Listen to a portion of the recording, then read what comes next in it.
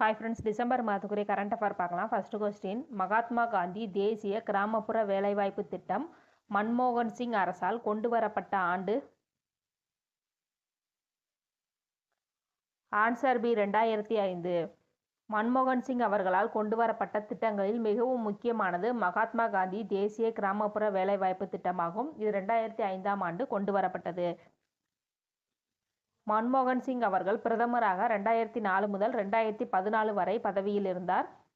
அவர் கொண்டு வந்த சில திட்டங்கள் என்னங்கிறத பார்க்கலாம். தகவல் அறியும் உரிமை சட்டம் 2005ஆம் ஆண்டு கொண்டு வரப்பட்டது. அமெரிக்காவுடனான அணு ஒப்பந்தம் 2008ஆம் ஆண்டு கொண்டு வரப்பட்டது. இத்திட்டம் 123 ஒப்பந்தம் என்றும் அழைக்கப்பட்டது.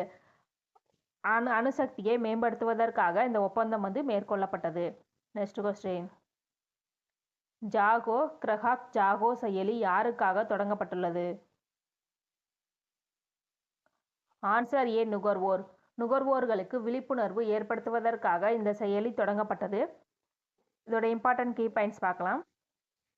தேசிய நுகர்வோர் தினம் டிசம்பர் 24ஆம் தேதி அனுசரிக்கப்படுகிறது. இந்த தினம் எதற்காக அனுசரிக்கிறாங்க அப்படின்னா, தேசிய நுகர்வோர் பாதுகாப்பு சட்டம் 1986ஆம் ஆண்டு கொண்டு வரப்பட்டது. இந்த சட்டம் கொண்டு வந்ததை நினைவுகூரும் விதமாக தேசிய நுகர்வோர் தினம் அனுசரிக்கப்படுகிறது. ஜாகோ கிரஹாக் ஜாகோ என்பதன் பொருள் என்னன்னா, வேக்கப் கன்சியூமர், அதாவது நுகர்வோர்களுக்கு விழிப்புணர்வு ஏற்படுத்தல் என்பது பொருளாகும். இந்த ஜாகோ கிரஹாக் ஜாகோ செயலி நுகர்வோர் விவகாரத்துறையால் 2005ஆம் ஆண்டு கொண்டு வரப்பட்டது.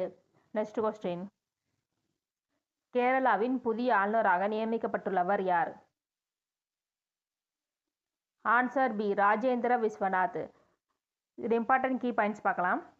ஒடிசாவின் புதிய ஆளுநராக ஹரிபாபு கம்பம்பட்டி அவர்களும், மிசோரமின் புதிய ஆளுநராக விஜயகுமார் சிங் VK சிங் அவர்களும், பீகாரின் புதிய ஆளுநராக ஆரிஃப் முகமது கான் அவர்களும், மணிப்பூரின் புதிய ஆளுநராக அஜய்குமார் அவர்களும் நியமிக்கப்பட்டுள்ளனர். ஓகே ஃப்ரெண்ட்ஸ், இந்த வீடியோ உங்களுக்கு யூஸ்ஃபுல்லாக இருந்துச்சுன்னா லைக் அண்ட் கமெண்ட் பண்ணுங்கள். தேங்க்யூ.